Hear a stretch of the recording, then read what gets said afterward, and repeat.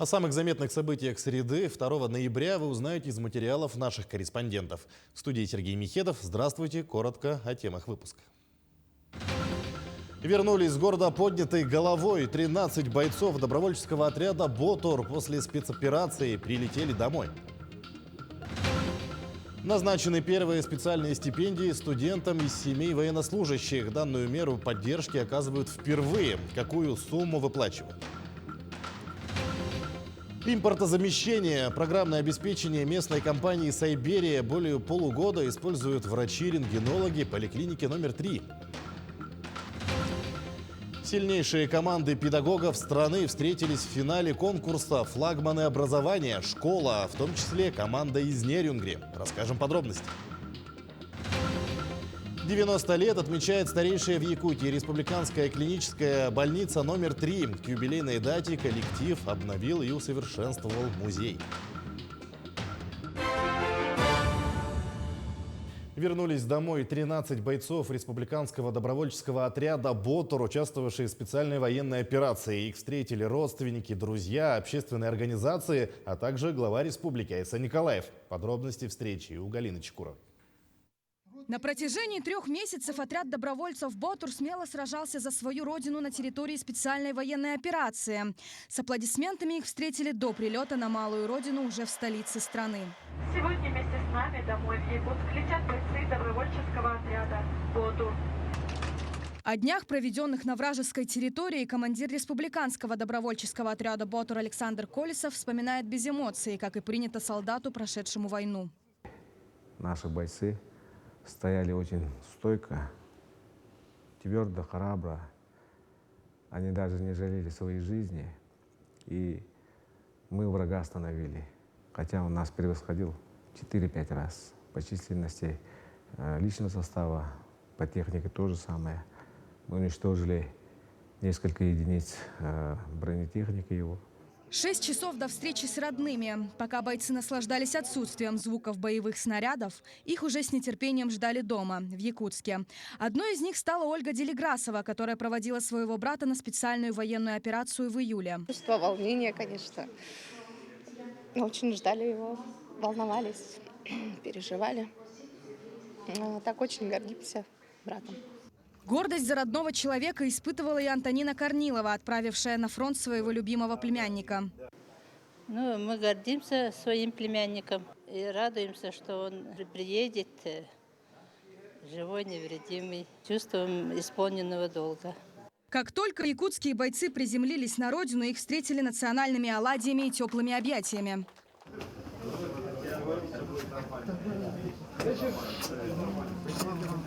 Так, многодетный отец Сергей Курамшин впервые за 3 месяца увидел всю свою большую семью.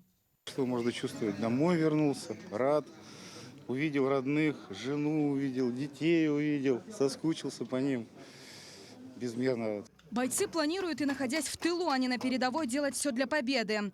Здесь, находясь на территории Якутии, они будут подготавливать бойцов и добровольцев в работе в специальной военной операции, обучать военным хитростям и делиться боевым опытом. Галина Чекурова, Айсена Бурнашова, Москва, Якутск. В Ленске организован информационный центр. Он работает на базе Комитета по молодежной и семейной политике. Центр создан по инициативе главы района для оперативного решения всех вопросов, возникающих у родственников мобилизованных. Как сегодня налажена его работа, узнала Светлана Балеева.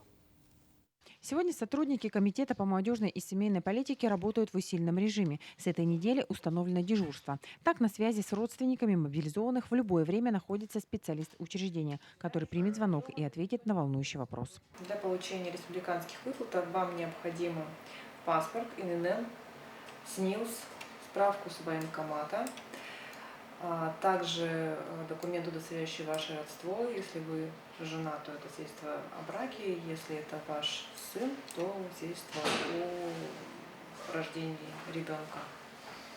Да, вам нужно подойти в МФЦ и подать документы. Сюда члены семей военнослужащих обращаются как для решения общих вопросов, так и личных. В большей степени это жены и матери, которые после мобилизации их мужчин остались одни. У всех родственников вопросы практически одинаковые, но к решению каждого специалисты подходят индивидуально. Ни один не остается без ответа. Напомню, что комитет работает напрямую с главой района и всех поселений. Основные вопросы, которые к нам поступают, это по мерам поддержки. Какие меры поддержки по Российской Федерации, по республике и в муниципальном образовании. Также поступают вопросы, кто подпадает под частичную мобилизацию, сколько ребят у нас призвано и когда закончится мобилизация. Также вопросы подпадают конкретно переадресованные нашему военкомату местному. Все вопросы собираем и направляем в учреждения, в том числе и военкомату. В информационном центре можно получить и консультацию квалифицированного психолога. Многие родственники мобилизованных уже воспользовались предоставляемой услугой. Это повышенная тревожность на фоне мобилизационной ситуации в стране. Повышенная тревожность связана с детьми, как одной воспитывать, как что говорить ребенку, как поддерживать психологическое состояние семьи, родителей, детей. То есть это вот основной вопрос, повышенная тревожность и неизвестность на будущее, как дальше жить. Также в комитете продолжает работу волонтерский штаб «Мы вместе». Сейчас туда идет донабор добровольцев, которые будут помогать родственникам мобилизованных, а также заниматься отработкой текущих заявок, поступающих от населения. Светлана Болеева, Александр Ильчук, Ленск. Назначенные первые специальные стипендии студентам из семей военнослужащих. Размер такой ежемесячной выплаты около 5500 рублей. Данную меру поддержки оказывают впервые. Подробности в сюжете Валерии Наумовой. В Якутском технологическом техникуме такую поддержку получили 10 студентов. При этом процесс подачи заявлений для семей мобилизованных и добровольцев-контрактников максимально упрощен. Заявления принимаются во всех офисах МФЦ, в районах и в столице республики.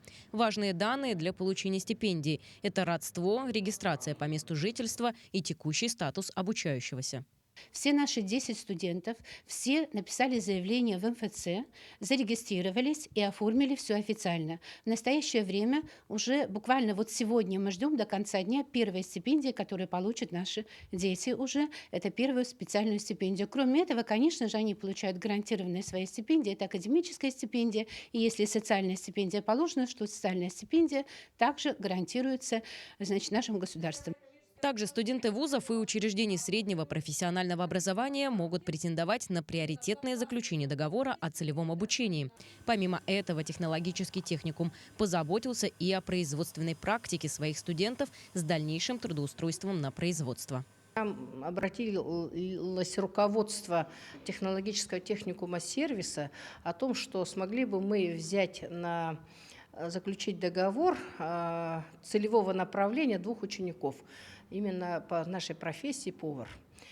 Конечно, мы, естественно, поддержали эту инициативу и вот решили, что все-таки действительно и кадры нам нужны для обеспечения на предстоящие годы, конечно, заключить этот договор и принимать этих ребят на практику, обучить их рабочей нашей специальности поваров и в будущем их принять себе на работу.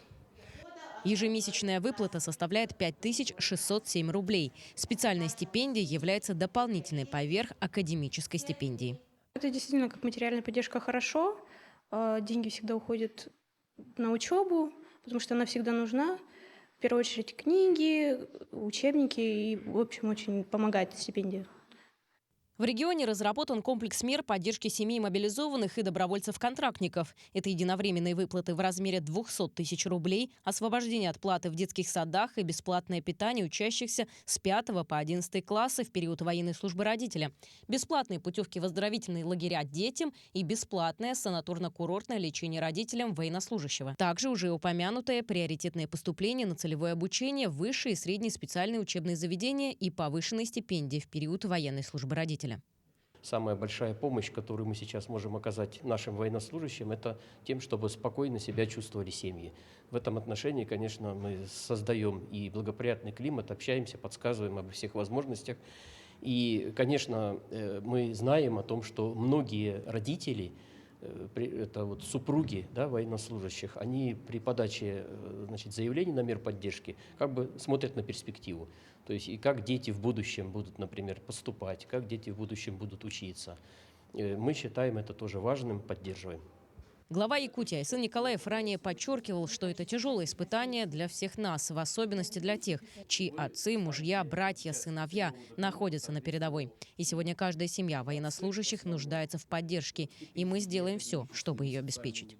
Валерия Наумова, Алексей Степанов, Артем Алексеев, Якутск. Идем далее. Завершилась 5-я республиканская отчетно-выборная конференция старейшин республики. Со всех улусов и городов прибыли около 70 делегатов. С отчетом выступила председатель Высшего совета старейшин Лилия Григорьева. Участники одобрили работу за прошедшие 5 лет и общим голосованием избрали новый состав. По итогам 5-й конференции принята резолюция. В частности, отмечено, что особое внимание необходимо обратить на реализацию стратегии развития республики до 1932 года с целевым видением до 2050-го. Взять курс на укрепление политической стабильности в обществе, мира и согласия между народами, партиями и движениями, на утверждение ЗОЖ, охрану окружающей среды, благоустройство городов, улусных центров, а также каждого населенного пункта. Программное обеспечение компании «Сайберия» уже более полугода используют в работе врачи-рентгенологи поликлиники номер 3. Продукт полностью отечественного производства и хорошо зарекомендовал себя в медицинских кабинетах. Подробнее о продукции компании в сюжете Александра Хавренко.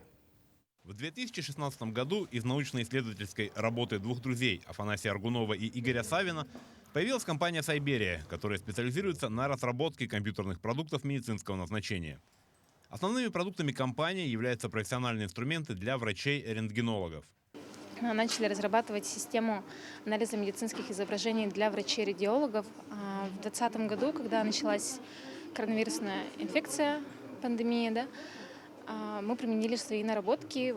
Модуль для распознавания именно ковидных поражений мы разработали за 2 недели и применили их на базе больницы ЕГБ-3.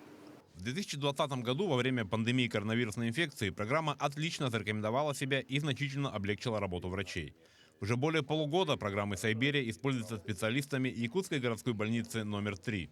Были учтены все антропометрические углы, линейки и так далее, функционал. Также были учтены контраст и движение в автоматизированном рабочем месте. Также я думаю, что у нас будут, надеемся на них, чтобы они здесь включили помощника врача по диагностике. Врачи отмечают удобство программы, ее доступность и то, что разработчики находятся в тесном контакте с медиками и учитывают все их пожелания при создании обновлений и новых продуктов. В чем плюсы этой программы? Она, во-первых, отечественная. Во-вторых, дешевая. В-третьих, хорошо тем, что техническая служба данной программы находится здесь. То есть все наши капризы маленькие учитываются и здесь дорабатываются.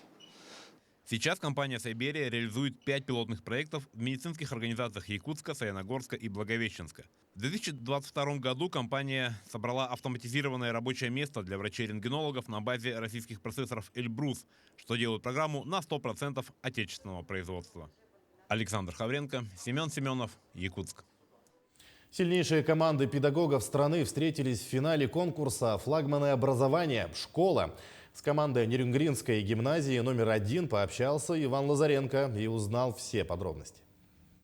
В Грозном завершился всероссийский профессиональный конкурс «Флагманы образования» президентской платформы «Россия – страна возможностей». Это площадка для обмена опытом и распространения лучших практик, на которой управленцы в сфере образования могут заявить о себе и найти единомышленников. Команда педагогов Нерюнгринской гимназии номер 1 дошли до финала этого конкурса, опередив на предварительных этапах остальные команды Дальнего Востока и войдя в 100 лучших команд страны. В финале нас ожидало 3 конкурсных испытания. Первое, необходимо было приготовить и привести с собой план междисциплинарного урока, который мы проводили для учеников 10 класса. Это был урок информатики с биологией и математикой. Следующим этапом было проведение педагогического совета для студентов педагогического вуза города Чечни. Конкурсанты посетили достопримечательности Грозного, где им предстояло подготовить проект воспитательного мероприятия с учетом специфики площадки. После они презентовали экспертным комиссиям проекты воспитательных мероприятий, которые можно провести на данных площадках. Нам достался музей славы Ахмада Кадырова, в котором мы провели внеклассное воспитательное мероприятие по сохранению традиций чеченского народа и диалогу культур Чечни и Якутии. 5 насыщенных конкурсных дней дали участникам возможность проявить свои лучшие профессиональные, коллективные и лидерские качества и доказать, что они по праву вошли в число лучших педагогических коллективов страны. Для любого педагога это некий такой выход, как бы это ни банально звучало, но выход из зоны комфорта. Потому что то, как мы готовились к мероприятию, то, что мы вообще на самом деле провернули, а за нами стоит нас не 4 человек, за нами стоит целая команда гимназии, целая команда педагогов-новаторов, которые нам помогали методически, психологически. Поэтому любой конкурс – это сплочение коллектива. По итогам этой поездки в декабре запланировано большое районное мероприятие с участием педагогического сообщества с целью обмена полученным опытом, современными практиками и тенденциями в образовании. Иван Лазаренко, Захар Головин, Нерюнгри. 90 лет отмечает старейшая в Якутии республиканская клиническая больница номер 3. К юбилейной дате коллектив обновил и усовершенствовал музей, посвященный больнице и истории ее создания. Подробнее в материале Марферины Алексеевой. Сегодня республиканская клиническая больница – это многопрофильная сеть лабораторий и медицинских центров, расположенных в разных концах столицы. А все начиналось с одноэтажной деревянной поликлиники от ветполитработников Наркомнадздрава в 1932 году.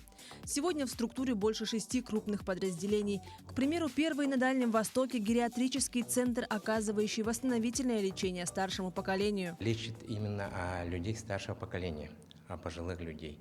И лечат их специально обученные врачи-гериатры.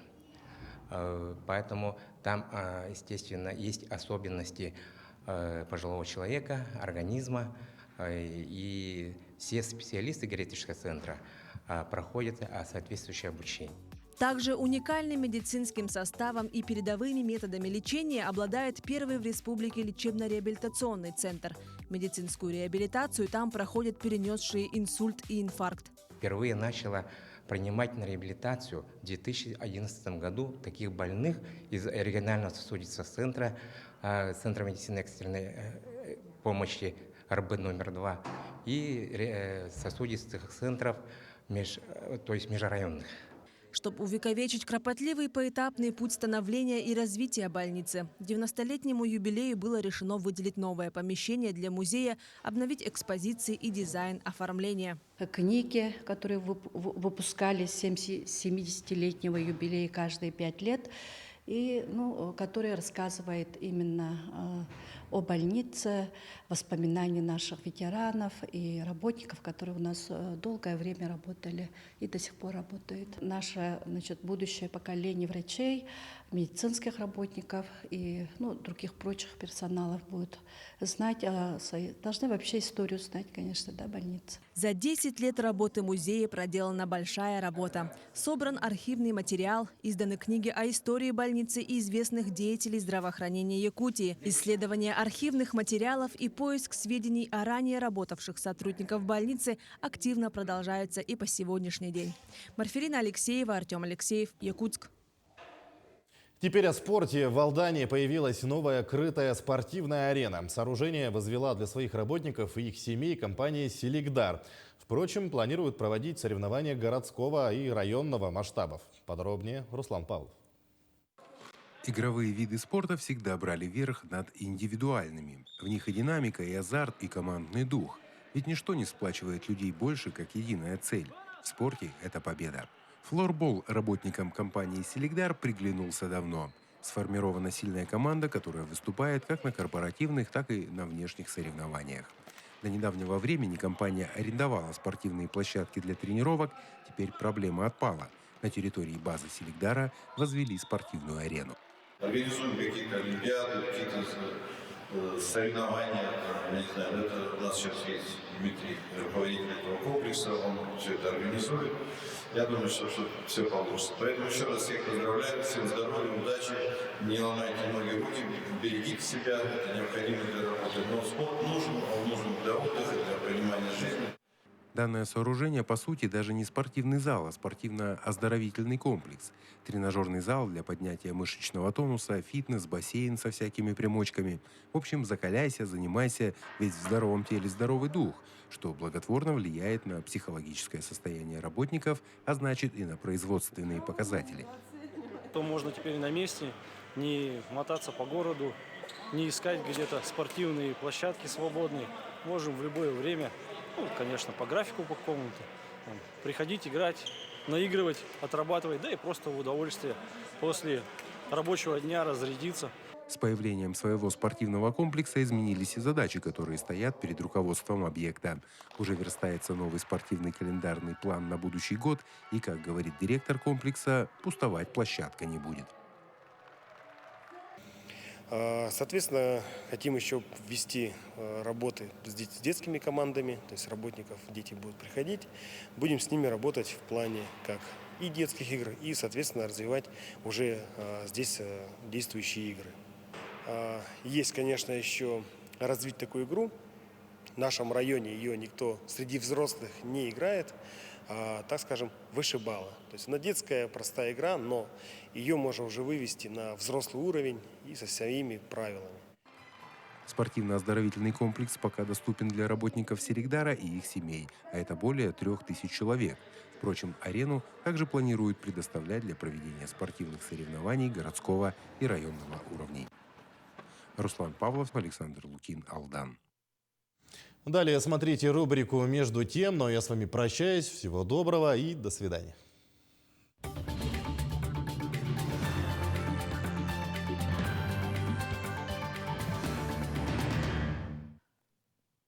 Вы смотрите программу «Между тем». Я, Дмитрий Аргунов, говорю вам здравствуйте.